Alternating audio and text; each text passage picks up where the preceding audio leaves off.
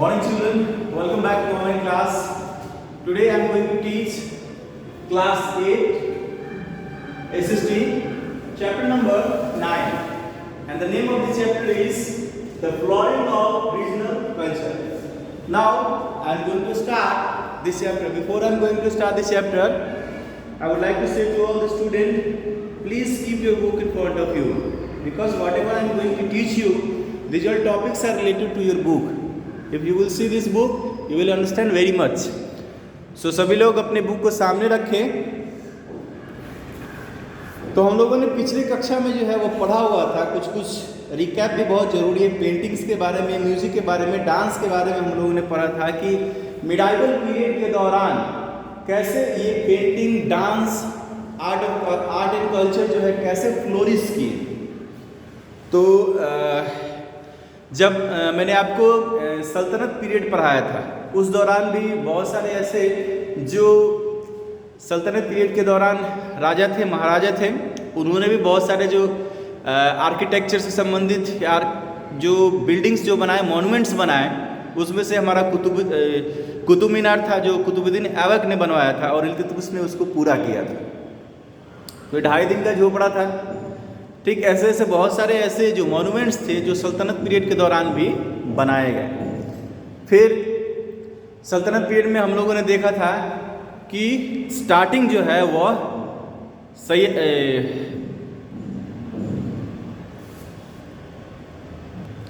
Slave dynasty से हुई थी और लोदी डायनेस्टी पर जा कर के ख़त्म हुआ था. तो इस दौरान जो भी चेंजेज आए वो चाहे लैंग्वेज में हो, उसमें से अरबिक थे, पर्शियन थे.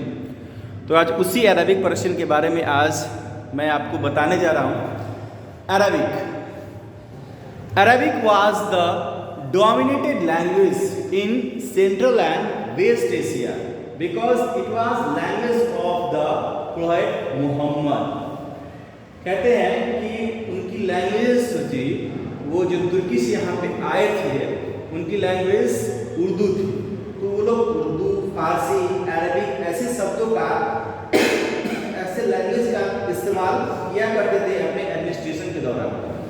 और एडमिनिस्ट्रेशन से संबंधित उनकी जितनी भी चीज़ें थी या उनके पोस्ट थे, वो सारे डिक्लेरेशन जो है वो धीरे धीरे इसी लैंग्वेज में होने लगे. Because we know very well that the prominent leaders and also the prominent minister on that period was only know about that language. But when they are ruled over in India, so they have to be understand their languages and most of the things which have to be translate in this Indian language, you can say the Sanskrit and also the Hindi. उनको उस language में भी उनको translate करना पड़ा. Because it is not a time for the master change, क्योंकि यह समय ऐसा नहीं था कि मास्टर चेंज किया जाए. क्योंकि अगर कहीं रूल कर रहे हो तो अगर मास्टर चेंज करते हैं तो उसके एडमिनिस्ट्रेशन में बहुत कुछ चीज़ें जो है वह चेंजिंग होती है. जैसे वहाँ का इन्वायरमेंट हो गया.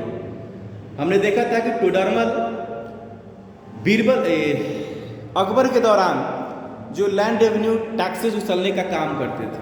Because he no very well that what was the problem that particular place. उनको पूरी जानकारी थी कि किस जगह पे ब्लैक सॉइल मिलता है, किस जगह पे सैंडी सॉइल मिलता है, किस जगह पे एल्यूवल सॉइल मिलता है और किस जगह पे कैसे फसल उगाए जाते हैं. इसलिए राजा टोडरमल को उस जमाने का लैंड रेवेन्यू पोस्ट पर, एक तरह से मिनिस्टर के पोस्ट पर जो है वह रखा था अकबर ने. Now, it was prominent by the Delhi Sultanate and it was restricted mainly to religious and the philosophical work. तो ये जो दिल्ली सल्तनत के दौरान जो भी प्रोमिनेंट मिनिस्टर्स थे, उनके देख रेख में जो अरबिक और पर्शियन लैंग्वेजेस का जो है यूज़ किया जाता था, वो धार्मिक और राजनीतिक दोनों चीज़ों के दौरान होता था. क्योंकि राजनीति के दौरान इसलिए कहते हैं कि जितने भी जो वो लोग लड़ाई किया करते थे, वो चाहे डायरेक्ट बेटर पॉलिसी हो तब, चाहे मैट्रिमोनल पॉलिसी हो तब, या फिर कंट्रोवर्शियल पॉलिसी हो तब, ये तीनों पॉलिसी से वो लोग सबसे पहले एक मैसेज सेंड किया करते थे, जो उनका मैसेज लेकर के मैसेंजर जाया करता था, उनका लैंग्वेज उन्हीं के लैंग्वेज उनको देना पड़ता था, क्योंकि जो लैंग्वेजेस वो जानते थे जैसे कि पर्शियन, अरबिक वो लैंग्वेज जानते थे, अगर उसमें अगर सुनाया जाता तो सामने जिस राजा के पास अगर ये जाना होता वो नहीं समझ पाता। Now the second was in Persian. The Persian was an important language in Central Asia in 10th century. 10वीं शताब्दी में सबसे महत्वपूर्ण लैंग्वेजेस जो है माना जाने लगा। And the most prolific Persian scholar of medieval period was Aamir Khusro.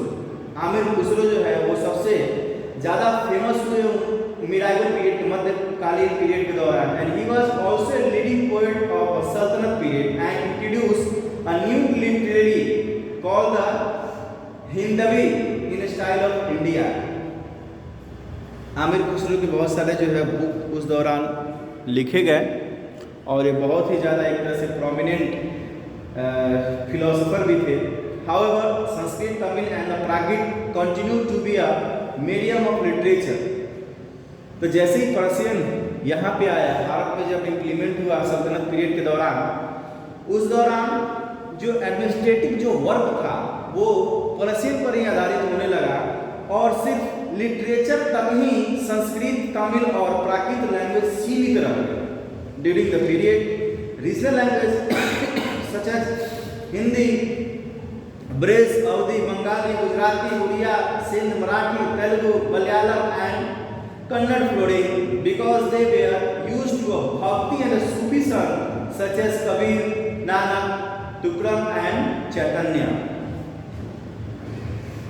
Sanskrit, Tamil, Prakrit, Pali, ये सब जितने जो लैंग्वेज थे वो सीमित रह गए, लेकिन इस लैंग्वेज को प्रमोट करने के लिए कुछ ऐसी चीज़ें सोसाइटी में सामने आई जो कि एक तरह से कहें कि प्रोमिनेंट, बहुत ही महत्वपूर्ण रोल निभाया उन्होंने। एंड दैट वाज द भक्ति मूवमेंट। भक्ति काल के दौरान वो चाहे सूफी संत हुआ करते थे, उन्होंने अपनी भाषाओं को ही तवज्जो दिया। उसका सबसे बड़ा कारण यह था कि किसी भी तरह की अगर भाषाओं का प्रयोग करते तो उनको समझ में नहीं आता सोसाइटी के लोगों को, लेकिन अगर जो लोग जिस भाषाओं को जानते हैं अगर उसी के लैंग्वेज में अगर कोई तकरीर दिया जाए या कोई प्रवचन दिया जाए तो लोगों तक आसानी से पहुंच पाए।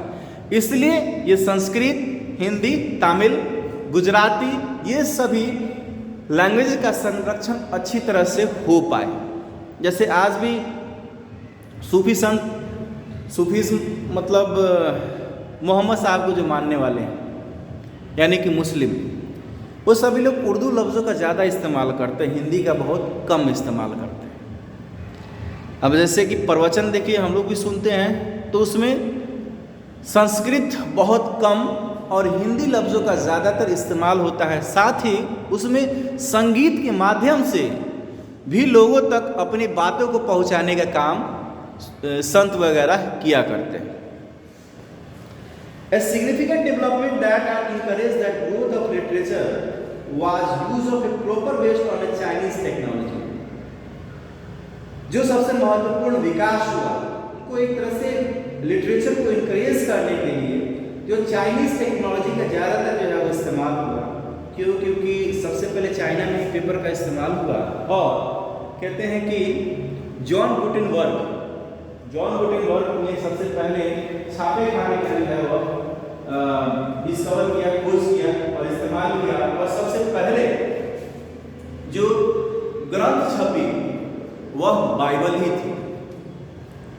और सबसे पहला ऐसा देश जिसने अपना करेंसी पेपर के रूप में इंट्रोड्यूस किया वह भी चाइना ही था।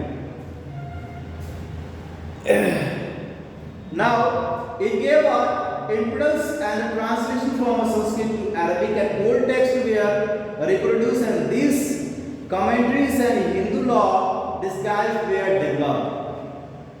जैसे जैसे जितने भी उन्हें समझ में आया, जैसे महाभारत हो गया, चाहे रामायण हो गया। रामायण भारत में लगभग 150 भाषाओं में लिखी गई। ऐसा इसलिए है क्योंकि राम का व्यक्तित्व कैसा था, राम सोचते क्या थे, कैसे राम पूजनीय थे, ये जनहित में यानी कि लोगों को जन जन तक जो है इसके मैसेज को पहुंचाना जरूरी था, इसलिए उनको अलग अलग भाषाओं में ट्रांसलेट किया गया। तो चलिए आज के लिए बस इतना ही, मिलेंगे हम लोग नेक्स्ट क्लास में अपने इस टॉपिक के साथ। तब तक के लिए धन्यवाद।